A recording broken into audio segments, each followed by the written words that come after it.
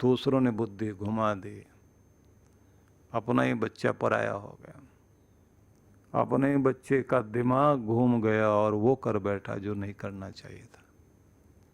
कहते हैं जब दुर्योधन पैदा हुआ तो ज्ञानी लोगों को बुलाया गया, आशीर्वाद दो। तो राजा थे उस समय, मन में भाव, क्योंकि राज परिवार में बहुत बड़े बड़े ज्ञानी ध्यानी लोग, ऋषि मुनियों का आगमन होता रहता है। तो वो आए, उन्होंने देख करके कहा कि महाराज, संतान आपकी पहली है, लेकिन इस संतान को अपने से दूर रखना, डांट के रखना, लाड़ प्यार में ना इसको संभाल लेना, क्योंकि बहुत चारों तरफ ही लक्षण अच्छे नहीं घट रहे। इस समय दिखाई दे रहा है कि कोई अच्छी आत्मा का प्रवेश आपके कुल में नहीं हुआ। इसलिए लोग जो कहते हैं ना कि हमें भगवान हमारे कुल में अच्छी संतान देना, एक्सीडेंटल संतान पैदा हो जाए वो नहीं। हमारे ऋषियों ने तो इसके लिए भी कहा है कि जिनको अपने घर में संतान चाहिए तो उन लोगों को, दोनों पति पत्नी को अपना मन पवित्र करके उस भगवान के दर पर बहुत आदर से मांगना चाहिए कि किसी पवित्र आत्मा को हमारे घर भेजना भगवान, जिससे हमारा ये कुल धन्य हो। हमारा भला तो करे ही, इस धरती का भला करे कोई। तो ऐसी संतान की कामना करना, और संतान वही तो है तनु विस्तारे, जो हमारे कुल के गुणों को, अच्छाइयों का विस्तार कर दे। तो इसलिए कल जब मैंने आपको ये कहा था कि व्यक्ति जो है वो 6 चीजें ऐसी हैं जिनके प्रति हमेशा ही लापरवाह रहता है, जिनके प्रति हमारा ध्यान नहीं जाता। एक तो स्वयं के प्रति हम बहुत लापरवाह होते हैं, खुद के प्रति लापरवाह बन जाए आदमी, केयरलेस हो जाए, तो कितनी बड़ी दुखद बात है। पूरी दुनिया के साथ मीटिंग करेगा, दुनिया के साथ मिलेगा, खुद के साथ मिलेगा ही नहीं। पूरी दुनिया के बारे में विचार करेगा, अपने बारे में विचार ही नहीं करेगा। हम कहाँ खड़े हैं और कहाँ जाना है, क्या कर रहे हैं और क्या करना चाहिए, पूरा ध्यान ही नहीं रहता। न जाने कहाँ खोए हुए, गुम हुए, कहाँ घूम रहे हैं हम लोग, कैसा हमारा वक्त बीत रहा। तो स्वयं के प्रति, संतति के प्रति, संतान के प्रति भी व्यक्ति लापरवाह रहता है। दूसरों को बुला के कहेंगे हम पैसे दे देंगे, तुम जो है ट्यूटर को बुला लो, वो हमारे बच्चों को पढ़ा दे, फलाना पढ़ा दे। हम इन्हीं के लिए कमा रहे हैं। ध्यान रखिए, एक समय ही होता है जब कच्ची मिट्टी होती है कुम्हार की, उस समय कैसे भी घड़िए आप, वो घड़ा, वो बर्तन जैसे बनाओगे, जैसे निशान डालोगे, बिल्कुल डलते चले जाएंगे। जैसे जैसे हवा लगती जाती है, जो कहते हैं ना हवा लगी संसार की हो गए 12 बाट। अब हवा लगनी शुरू होती है तो मिट्टी जो है मजबूत होती जाती है, सूख रही है मिट्टी। बच्चा बड़ा होता जा रहा है, 16-17 साल का पहुंचते पहुंचते माँ कहती मेरी तो सुनता ही नहीं। अब थोड़ा पिता से डरता जरूर है।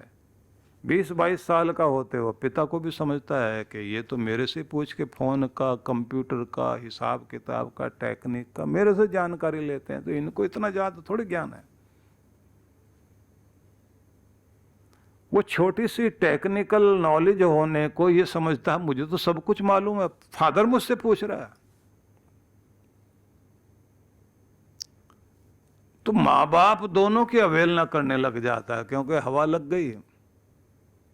तो जिस समय गीली मिट्टी है उसी समय निशान डाले जा सकते हैं। बच्चों को समय दोगे तो अच्छा रहेगा, नहीं तो फिर समय आएगा, वक्त पकाएगा। जब वक्त पकाता है तो कुम्हार जब घड़े को पका देता है, पकने के बाद में फिर आप उसके अंदर पड़े हुए निशान देखिए। जो भी कलाकृति बन गई, अच्छी कलाकृति बनाई या बुरी बनाई, आप ये सोच लीजिए कितना भी घिस लेना उस समय उस पके हुए घड़े को, आग में तक पाए हुए घड़े को। टूटने को टूट जाएगा, निशान नहीं जाने वाला। जो कहते ना कि रस्सी जल गई बल नहीं गए, जली हुई रस्सी भी आग के अंदर उसके बल वैसे दिखाई दे रहे होते हैं, उसका टेढ़ापन वैसे दिखाई दे रहा होता है। चिता तक जाने के बाद भी लोग जल जाते हैं, लेकिन उनका खराब स्वभाव कभी ठीक नहीं होता। तो स्वयं के प्रति लापरवाह, संतति के प्रति लापरवाह, स्वास्थ्य के प्रति लापरवाह, इंसान कितना लापरवाह है। अब संतान के प्रति लापरवाह हो गया तो कमाल की बात तो ये है, उससे भी ज्यादा, क्योंकि सेहत हमारी सबसे ज्यादा कीमती चीज है ना। हमारा स्वास्थ्य, हमारी हेल्थ हमारे लिए कितनी जरूरी है कि आपका सारा सुख दुख, सारी खुशियां, सारे कर्म आपकी सेहत से जुड़े हुए हैं। अगर स्वास्थ्य अच्छा है तो सब कुछ, दुनिया अच्छी लगेगी, खाना अच्छा लगेगा, सोना अच्छा लगेगा, सब चीज़ें अच्छी लगेंगी। स्वास्थ्य ठीक नहीं है तो ना नींद, ना चैन, ना उठना बैठना। बीमार आदमी तो सुंदर कपड़े और आभूषण पहन के भी बैठ जाए तब भी अच्छा नहीं लगता, और स्वस्थ आदमी के पास में अगर साधारण कपड़े भी हों तो भी उसका सौंदर्य निखरता है।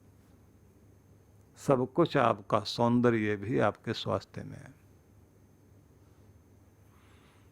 बड़ी सारी इसके लिए जो है पंक्तियां लिखी हुई, लेकिन इस समय मैं आपको उन तरफ न ले जाके और आगे बढ़ाता हूँ। उसके बाद में कहा जाता है स्वयं के प्रति, स्वास्थ्य के प्रति, संतति के प्रति लापरवाह हम लोग। इससे भी ज्यादा लापरवाह हो जाते हैं संगति के प्रति। कैसी भी संगति हो, क्या फर्क पड़ता है, सब लोग बराबर ही होते हैं, क्या ऊंचा क्या नीचा। यहाँ जाति बिरादरी की बात नहीं है। व्यक्ति के विचारों को, उसके आचार को, उसके आचरण को, उसके चाल चलन को, उसके रहन सहन को, इन सबको ध्यान में रख करके आप बैठिए कि किन का रंग आपकी जिंदगी में लगना चाहिए, कौन सा रंग आप अपने अंदर लगाना चाहते हैं। उन्हीं लोगों के साथ बैठिए। जिनका रंग लगा करके आप बदरंग हो जाएं, उनके साथ बैठने का कोई फायदा नहीं, और असर तो आएगा ही आएगा,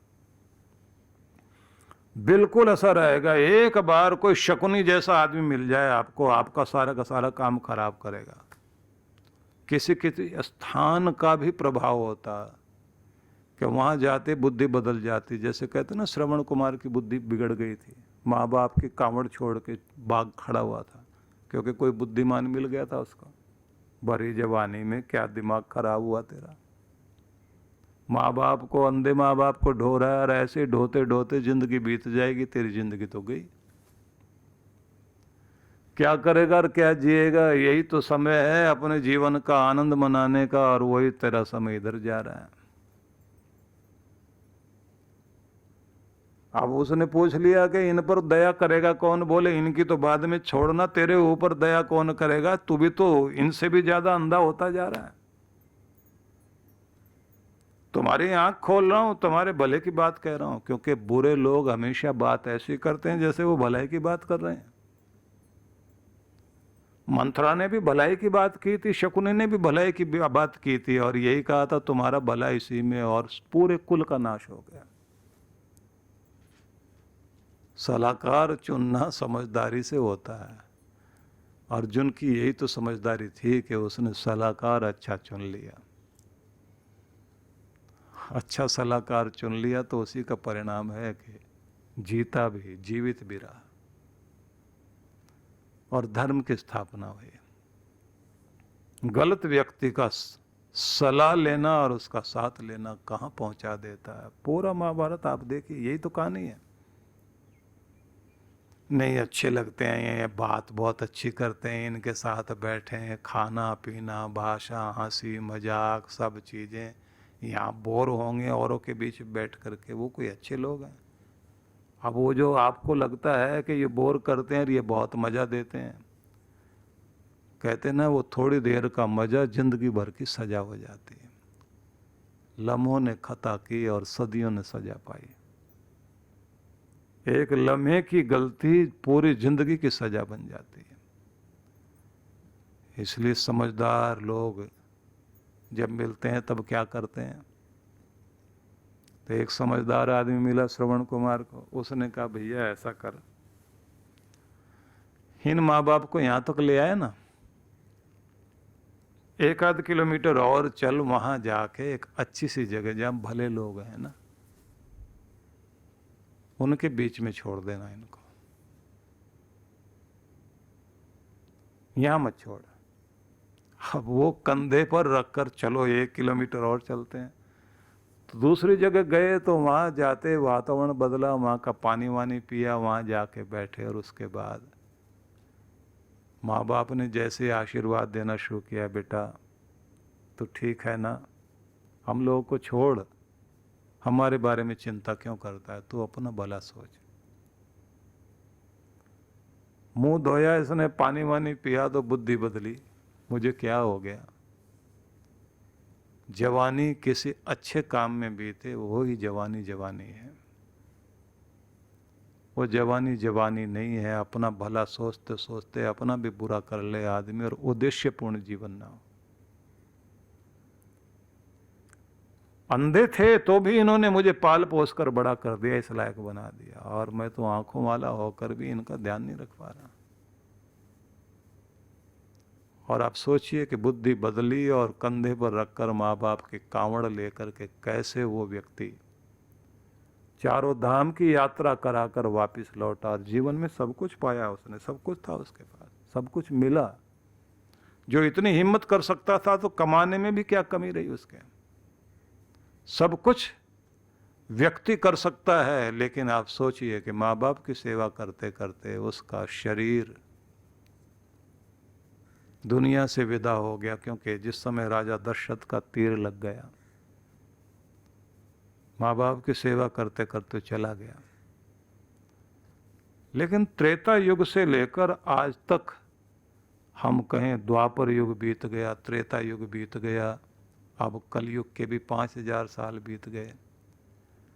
हम लोग तो वो लोग हैं कि जिनकी कहानी एक पीढ़ी जाते ही उसके बाद, किसी के जाने के बाद, तीसरे दिन के बाद चित्र लगता है, और कुछ दिनों के बाद तो ऐसा लगता है जैसे सपना था, आदमी था भी या नहीं था। लेकिन जो हमेशा याद किए जा सकें वो ऐसे ही लोग होते हैं जो उद्देश्यपूर्ण जीवन जीते हैं। संतान के प्रति व्यक्ति, संपत्ति, संगति, ये सारी चीजें हैं जिनके प्रति हम लापरवाह हो जाते हैं। हम अपने सही संपत्ति को नहीं समझ पाते, और कमाल की बात तो ये है कि संपत्ति के बारे में भी हम सावधान नहीं होते। जो कमा लिया वो तो रख लिया, और के पीछे भागेंगे। जो कमाया था किस लिए, ये मिल जाए तो बस उसके बाद तो मैं बहुत आनंद मनाऊंगा। वो आनंद मनाना भूल जाता है, जोड़ के रख लेता है। शायद इकट्ठा कर लिया, तोड़ के ले गया कोई और, तो सब कुछ रखा रह जाता। संपत्ति वही है जो आपकी विपत्ति दूर करे और आपको आनंदित करे। तो जो आपके पास धन है उससे धन्यता प्राप्त करें, एक एक दिन आपका आनंद से बीते और आता जाए, आनंद बढ़ता जाए, लेकिन अपने कमाए हुए का आनंद लेना जरूर आना चाहिए। तो बहुत जल्दी से फिर हम लोग आगे बढ़ें, क्योंकि मैं आपको सुनाना चाहता हूँ। शीघ्रता से हम कहें, सिमरन के प्रति भी हम लोग जो है सावधान नहीं रहते। नाम जपने के प्रति लापरवाही से नाम लेते हैं। भगवान का सिमरन करने में भी बहुत लापरवाह रहते हैं, बहुत आलसी रहते हैं। जिसके जीवन में ये प्रकाश आ गया, दसों दिशा भई शुद्ध बुद्ध भई निर्मल साची, छूटी कुमति सुमति प्रगट होई नाची, सुबुद्धि आ गई आनंद जागा, होत 3600 राग दाग त्रिगुण का छूटा, पूर्ण प्रगटे भाग कर्म का कलसा फूटा। बहुत प्यारी बात कही है उन्होंने कि 3600 राग हो रहे हैं, मतलब गंधर्व लोक में प्रवेश होता ध्यान करने के साथ ही न जाने कितनी तरह के संगीत की ध्वनियाँ सुनाई दे रही होती हैं, कितने तरह के फूल खिले हुए महसूस होते हैं, चारों तरफ का प्रकाश उस समय आनंदित कर रहा होता है। ऐसा लगता है कि जैसे सारे सुंदर दृश्य एक जगह आकर ठहर गए। ऐसा लगता रहता है कि जैसे सारा संसार का सुंदर संगीत, मधुर संगीत एक जगह आकर ठहर गया है। उस समय ये महसूस होता है कि जो आप सुखद स्पर्श चाहते थे वो हर पल आपको हो रहा है, और जो स्वाद आप चखना चाह रहे थे वो स्वाद भी आपको अनुभव हो रहे हैं। लेकिन इस सब से आगे चल कर के व्यक्ति पहुंचता है इस लोक से भी आगे, जहां आनंद का लोक होता है। आनंद का लोक जो है वो बहुत ही अद्भुत लोक है। पूर्ण प्रगटे भाग कर्म का कलसा फूटा। सारे कर्म जो है व्यक्ति के गल गए और पूर्ण भाग जाग गए, मतलब व्यक्ति का सौभाग्य जाग गया। पलटू अंधियारी मिटी, बाती दीनी टार, दीपक नार बारा नाम का महल बया उजियार। सब प्रकार का अंधेरा मिट गया और परमात्मा के नाम की रोशनी हो गई। श्रद्धा भाव से व्यक्ति निरंतर नाम जपने में रुचि ले। और उसके बाद कहते हैं ये नाम जपते जपते व्यक्ति को जब अंदर प्रकाश होता है तो रस प्रकट होता है।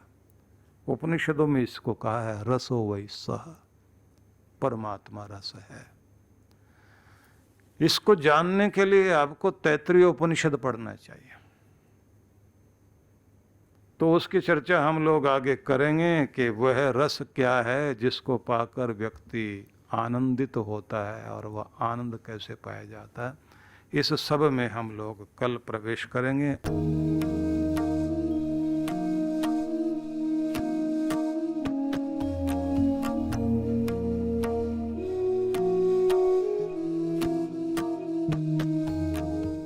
सद्गुरु श्री सुधांशु जी महाराज द्वारा मानव सेवा को समर्पित संस्था विश्व जागृति मिशन वर्ष 1991 से धर्म, समाज एवं मानवता की सेवा में संलग्न है। यह संस्था 90 मंडलों, सेवा केंद्रों के माध्यम से न केवल भारत अपितु देश के बाहर अनेक देशों में सेवा के कार्य कर रही है।